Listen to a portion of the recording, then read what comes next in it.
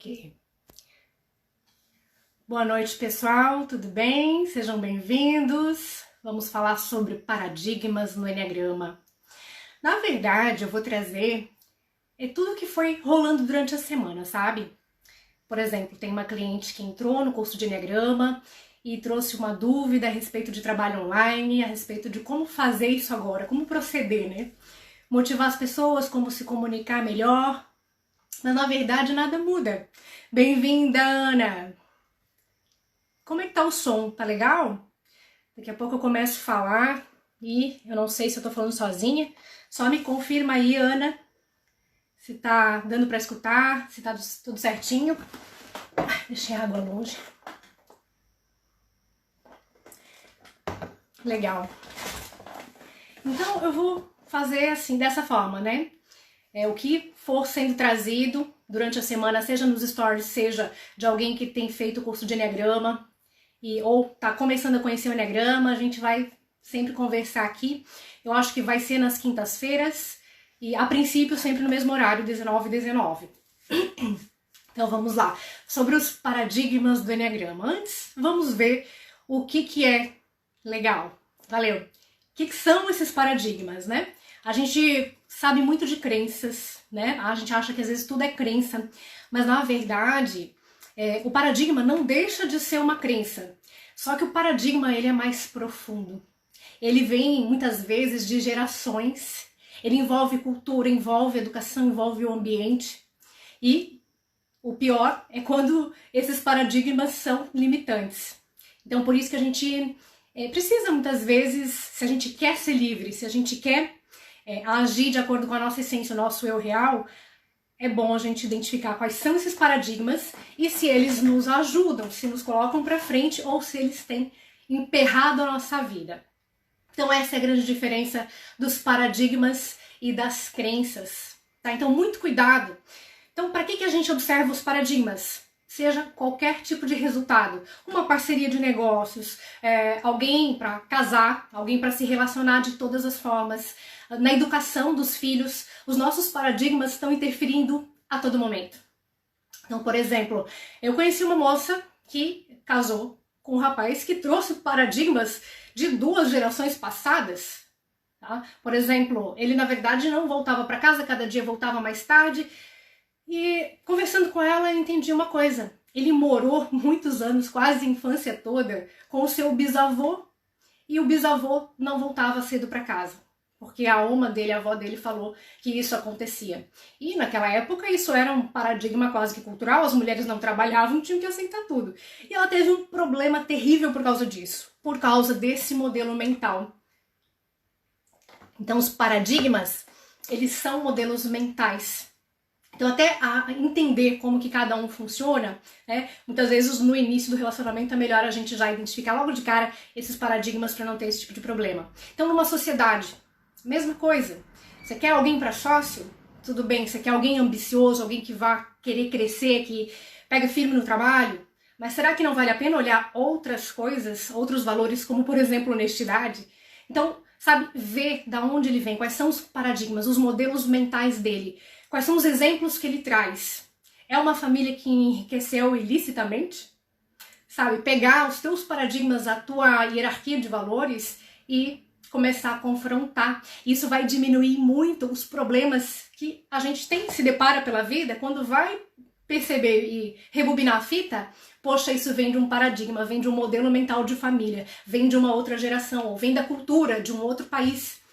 E isso tudo interfere a todo momento nos nossos resultados. Então, seja no casamento, seja numa sociedade, seja em qualquer tipo de relacionamento, eles estão interferindo. Então, você já pensou, parou para pensar nisso?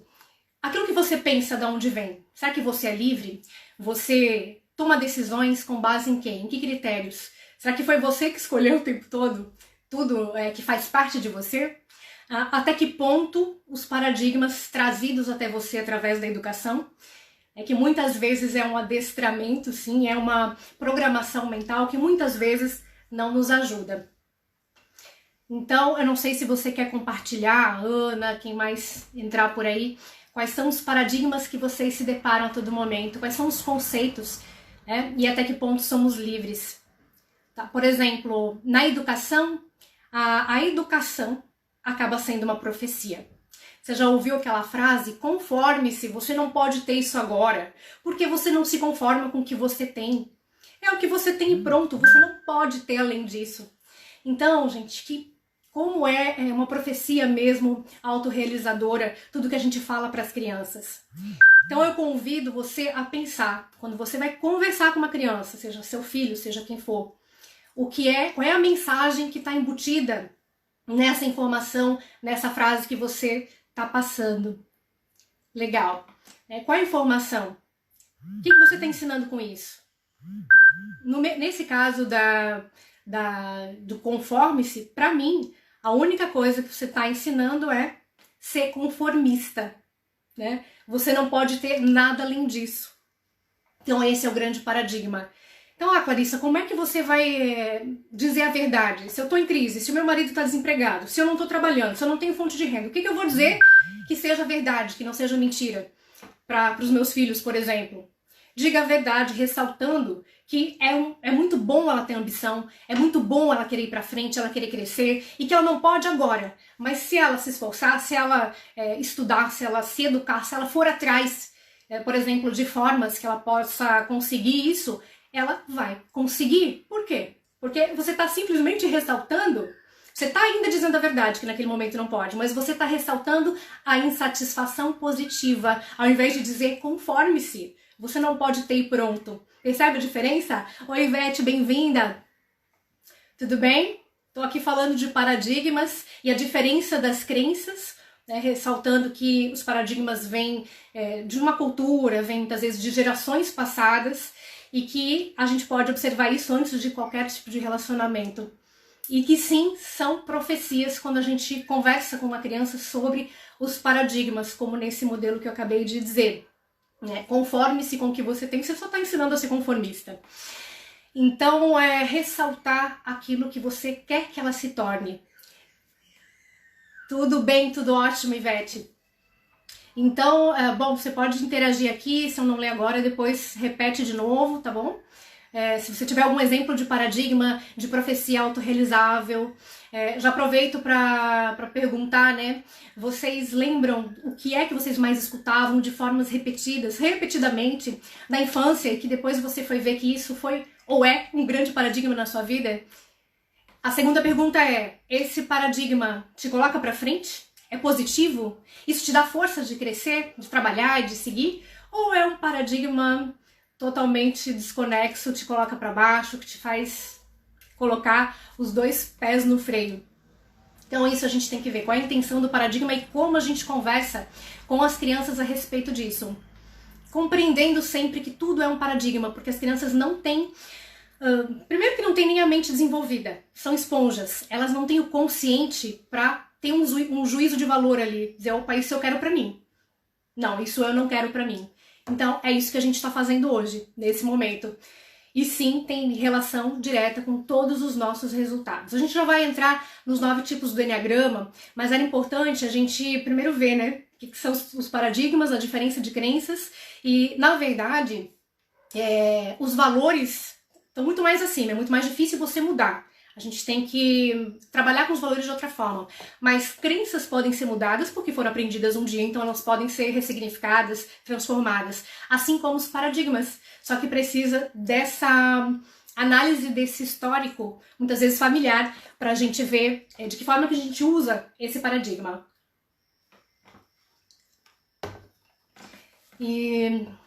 Então depende das experiências e como a criança interpretou.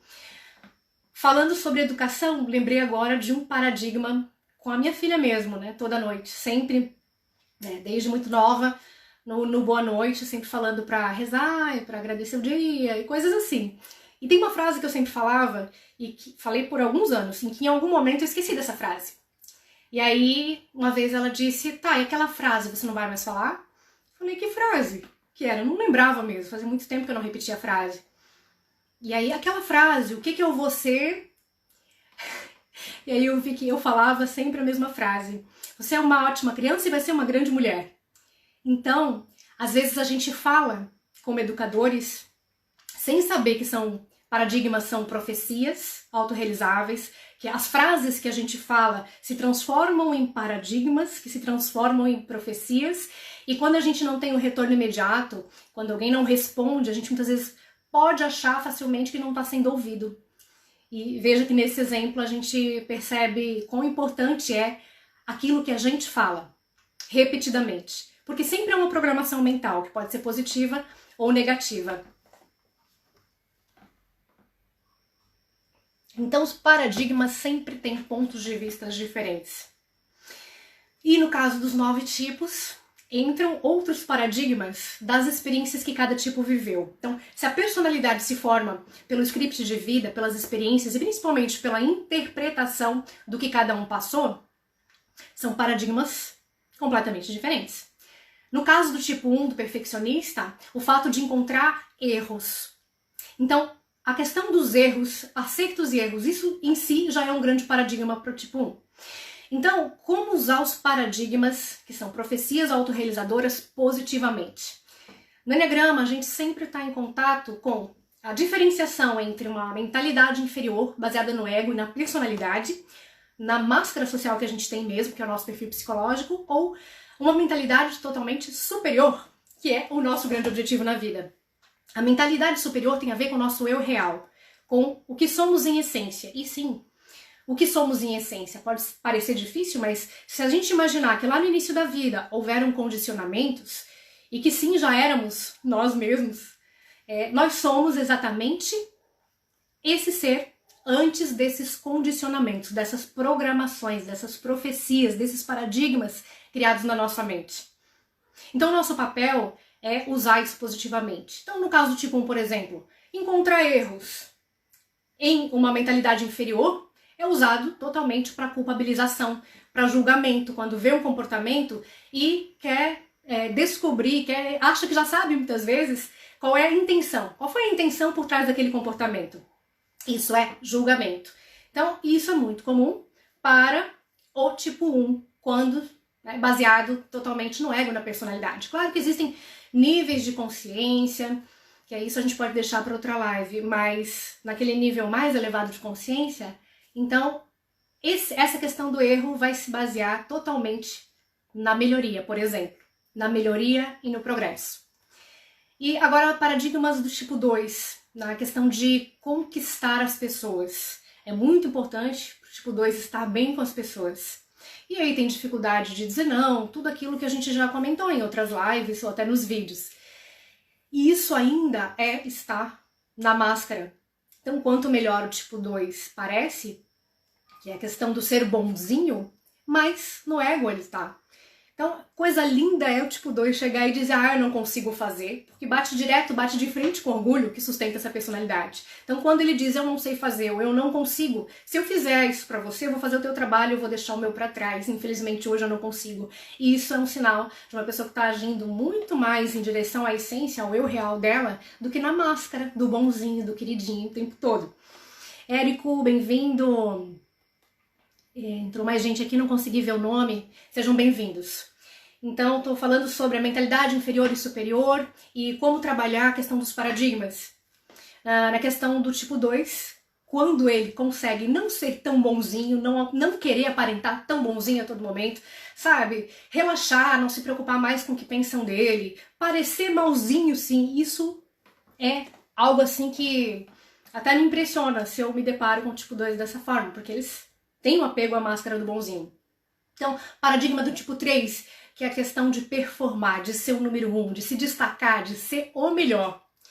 Então, a gente vê até criancinha em escola, o tipo 3, ele é aquele que termina antes tudo. Né? Olha, termina, já olha para o lado, vê se foi o primeiro, já levanta e diz que terminou. E extremamente competitivo, isso é estar baseado no ego. Ainda não é o melhor dele, ainda está na personalidade. Qual é o melhor disso? Por exemplo, quando o tipo 3 olha para essa competitividade toda de uma forma extremamente positiva, por exemplo, ser melhor do que ele mesmo ao invés de comparar com os outros, ao se destacar em relação aos outros, ou, por exemplo, focar em algo grandioso, deixar um legado extremamente positivo de progresso no mundo. O tipo 4 tem o paradigma da originalidade, o excêntrico, o diferente. A mesma coisa. se ainda está nessa busca toda de ser diferente dos outros, ele ainda está no paradigma da falta, do amor escasso, de achar que tem que ser diferente, que não pode ser ele mesmo para ser amado.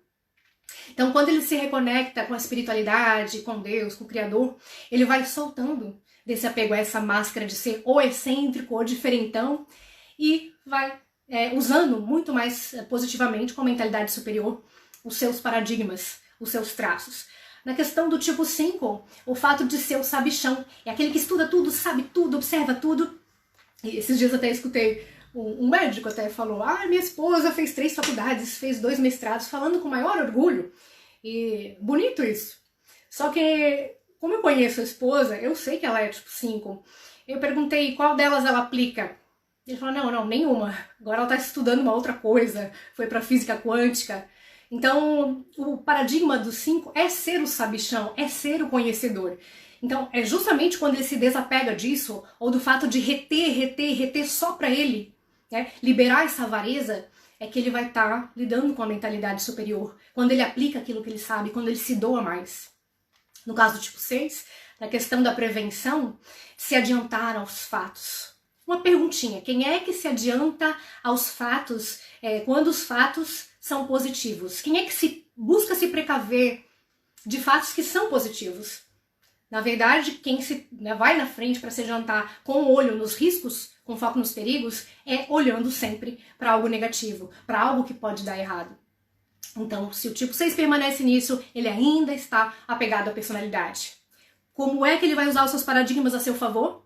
Quando ele sai disso, quando ele consegue relaxar mais, liberar, se ele sente que ele liberou a ansiedade, por ser o tipo mais ansioso de todos, e sim usar suas faculdades mentais com foco no desenvolvimento, no crescimento, no seu trabalho, sem essa ansiedade, sem estar a todo momento se precavendo, é um indício de que ele está caminhando para a mentalidade superior e usando da melhor forma seus traços e seus paradigmas. No caso do tipo 7, o entusiasta, o paradigma da alegria. Tá? Tem que estar ter alegria, estar alegrinho o tempo todo, quando muito na personalidade. Como é que sai disso? Quando ele perde a fuga, quando ele tem a capacidade de entrar na dor, quando ele tem a capacidade de entrar no sofrimento, que faz parte da vida. Aí sim, ele vai entender qual é a verdadeira alegria. Porque não existe uma verdadeira alegria se cada um de nós nunca experimentou o outro lado da vida. O lado negro da vida, o lado do sofrimento, das dores. E, afinal de contas, como é que você vai lidar com essa questão do lado escuro da vida? Se você foge, se você procura se compensar o tempo todo com alegria e prazer.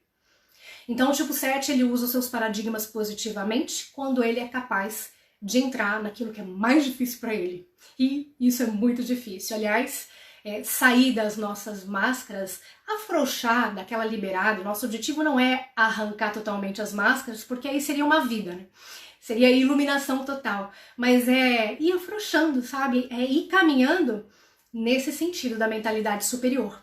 E naturalmente você vai sentindo que aquilo que é mazela, aquilo que é inferior, vai sumindo. E precisa sumir para dar espaço para o que é melhor. Para que o eu real, a essência, ganhe mais espaço no lugar daquilo que eram máscaras.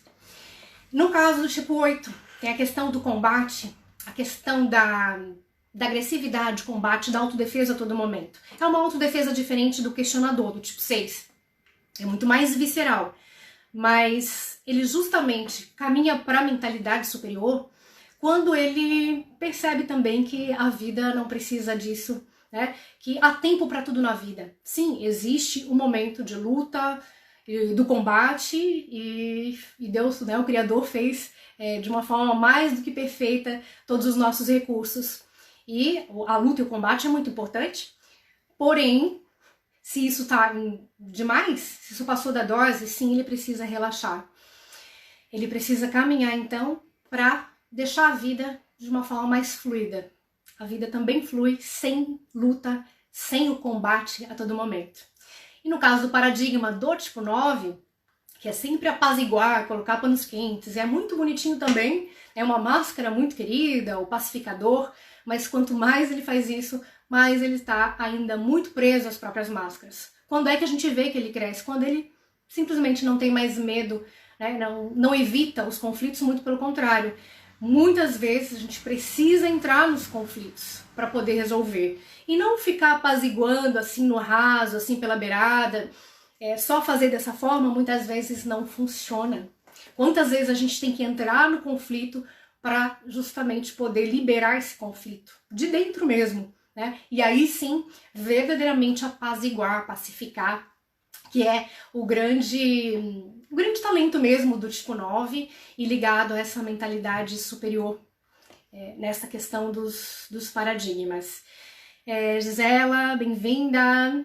E mais outras pessoas que a gente, hoje eu não sei por que não estão aparecendo aqui direito. Mas a gente pode ir muito mais a fundo nessa questão dos paradigmas. No caso do questionador do tipo 6, esse hábito dos riscos, dos perigos, nossa, entra muito mais coisa. Por exemplo, o controle das situações. A vida é controlável? A gente vê isso hoje em dia. Será que alguém conseguiu controlar e consegue controlar 100% a vida? Então, quanto mais o 6 está nessa mentalidade inferior, mais apego ao controle. E a gente pode observar a mentalidade inferior e superior a todo momento, vendo como é que cada tipo lida com todos os seus traços, desde hábitos, mecanismos de defesa, valores, crenças, paradigmas, motivação maior, tudo pode e deve ser usado relacionado a uma mentalidade superior. Esse é o nosso objetivo. É claro que esse é um trabalho para a vida toda, né? E bota trabalho nisso.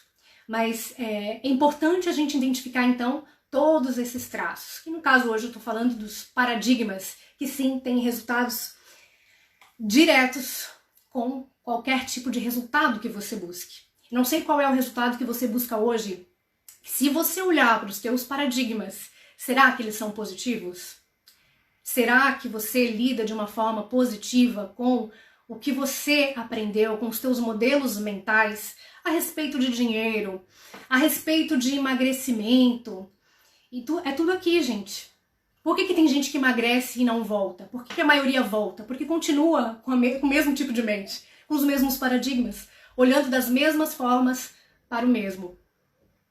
Então, existem alguns passos, sim, para a gente lidar com isso, sendo que um dos mais importantes é, por exemplo, a gente já identificar aquilo que eu falei em outros vídeos, tem no canal do YouTube também, que eu reativei, sobre, primeira coisa, identificar qual é a inteligência predominante, a inteligência básica. É emocional, é mental ou é instintiva? Isso é super básico, tá? Os emocionais, eles têm já a questão das, por exemplo, no trabalho, fica difícil separar o que é profissional e pessoal, porque eles são emocionais. Então, eles têm todo um modelo mental que tem mais ligação, mais foco nos relacionamentos. Os mentais, eles vão procurar justamente separar, fazer o contrário, racionalizar as coisas, deixando a emoção de lado. Tudo isso a gente tem que entender se a gente quiser extrair o melhor, né? Ter o melhor resultado e dentro dos paradigmas de cada um. Os instintivos tem a questão do espaço, são tipos de ação. Agora o segundo passo é entender mesmo os 9 tipos, sabe? Esses traços todos, que eu sempre me refiro. Porque o que eu vejo muita gente hoje falando de eneagrama, mas sabe o raso. Como eu disse no início, eu vou sempre trazer aquilo que a gente tô vendo aqui, né? Conversando ou com as pessoas dentro do curso, ou nos stories, nas perguntas que eu faço. Por exemplo, a Janaína Pascoal, tá? O pessoal olha lá, é um tipo mais agressivo, tipo 8. Então o que apareceu de resposta como sendo do tipo 8, sendo que eu já percebi, e muito no estilo dela mesmo, ela questiona demais, ela é prudente. Quantas vezes, lá na época do impeachment, que todos nós acompanhamos, né? Quantas vezes ela falou que ela era precavida, ela era uma advogada muito prudente. São palavras do questionador, do tipo 6. A questão da prudência que eu falei antes, de se precaver, de se antecipar aos fatos. Então veja, nós precisamos saber os traços e não ficar no raso, né? Pegar uma característica mais forte e é tal tipo. Nessa questão da agressividade, por exemplo, muitos que confundem com o tipo 8, muitas vezes é o tipo 6 contrafóbico. O tipo 6 fóbico é mais ameno, mais light. Mas o contrafóbico é mais agressivo, é parecido com o tipo 8. Com Bernardinho, tem aquela questão se é 8 ou 6 contrafóbico. O 4 sexual é um emocional, mas dos emocionais é o que mais se parece também. Então, nós precisamos entender não só os traços, como os subtipos também. Se vocês tiverem alguma pergunta, pode dizer. Por exemplo, compartilhando um exemplo meu. Quando era criança, eu perguntei em algum momento, tá, por que tanta pobreza no mundo? Por que alguns são podres de ricos e outros não? Ah, porque uns têm demais. Olha a resposta que eu tive. Porque uns têm demais, outros têm pouco. Ou porque uns têm um pouco sobrando, os outros ficam pobres. Aí eu olhei pro meu prato de comida e falei, aqui tá sobrando. Quer dizer, na hora, eu já me enquadrei como culpada, né? Tenho algo sobrando, eu sou também culpada pela pobreza, pela escassez no mundo. Então, muito cuidado, como eu disse antes, com aquilo que a gente fala para as nossas crianças. Quem tem filho aqui, tem vários. A Ana, Gisela, né? Tem vários que têm filhos. Então, gente, muito cuidado mesmo. Foi uma frase. E quando mais tarde eu percebi, nossa, que grande paradigma limitante que isso formou, né? Por uma pergunta que eu fiz e uma resposta sem sabedoria naquele momento. Bom, como vimos, cada perfil tem seus próprios paradigmas e eu te convido a pensar mais uma vez. Perguntei lá no início, mas tinha menos gente. Qual foi o teu grande paradigma? O que é que você aprendeu na infância que você hoje observando isso te atrapalhou? Foi um freio de mão puxado que você teve que ressignificar, se trabalhar para isso não mais te prejudicar. Será que existe algum paradigma assim como eu acabei de compartilhar o meu com você? O que mais que você aprendeu e que foi positivo, que te ajudou? Assim como eu compartilhei aquilo que eu falava para minha filha, que naquele dia ela lembrou. Qual é esse paradigma? E ótimo que isso se replique. E se tem algo que te atrapalhou, de que forma você pode vencer isso? O que é que você pode colocar no lugar disso? Porque essa é a forma de lidar com isso. O cérebro não deixa nada no lugar. Sempre precisamos colocar algo para ressignificar, para reprogramar. Então esse é o momento, tá? Como eu disse, mudar paradigmas e crenças é mais fácil do que parece. É uma questão de decisão, porque hoje o nosso consciente está mais desenvolvido, ao menos em relação a quando éramos crianças e aceitávamos tudo sem questionar. Então, o que é que foi imposto que mudou, pode ter mudado todo o rumo da tua vida, hein? Se alguém tiver algo para compartilhar, esse é o momento. E se não, eu só quero lembrar, tem uma historinha de uma pesquisa, uma experiência que foi feita com os macacos, que é até bem conhecida, mas muitos até acham que foi meio que inventada, mas só que não, acho que não. De um grupinho de macacos que estavam lá, acho que uma meia dúzia, e caixas de banana no alto. Então, aquele que subia para pegar, né, um subia para pegar e o resto tomava choque embaixo. Então, isso sempre acontecia. E aí, o próximo que pegava, eles começaram a querer evitar aquele choque. E aí, eles pegavam aquele macaco e davam-lhe pau naquele macaco, tá? Batiam muito. E aí não subia mais. Quando um novo macaco entrava ali, subia a mesma coisa. Então, não deixavam mais ninguém subir para evitar aquela mesma dor, aquele choque que eles levavam. E aí os macacos foram sendo trocados. Chegou um momento em que nenhum dos macacos tinha levado choque. Já tinham sido renovados. E aquela experiência se manteve, se tornou um paradigma. Eles estavam repetindo aquele comportamento sem nem saber por que é que eles repetiam aquele comportamento de escassez. O choque já nem existia mais, mas o comportamento permaneceu. Então eu te convido hoje para rever os teus paradigmas. O que é que já não te ajuda? E fazer essa mudança, essa ressignificação, tá bom? E eu acho que o horário vai ser sempre o mesmo das lives. Vou trazer o que converso aqui, o que a gente vê durante a semana, às 19h19, nas quintas-feiras, e sempre avisar pelo menos um dia antes nos stories. Hoje eu esqueci de postar, eu acabei voltando e ficou muito em cima. Mas quintas-feiras, 19h19. E obrigada pela presença de todos vocês. Muito bom. E até a próxima quinta-feira. Tchau!